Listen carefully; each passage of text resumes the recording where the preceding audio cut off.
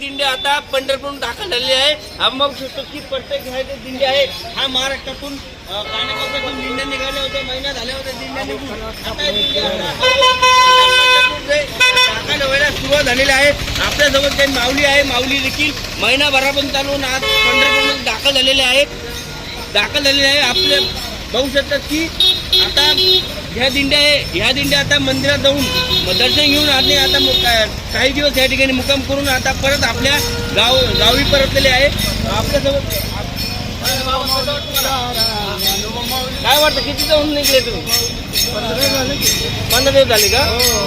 काय वाटतं मला पंढरपूर दाखल काय भावना व्यक्त करणार? माऊली भावना काय भावना? अतिशय आनंद वाटतो आणि ह्या सरकारने सुद्धा सुविधा चांगल्या केलेल्या आहेत.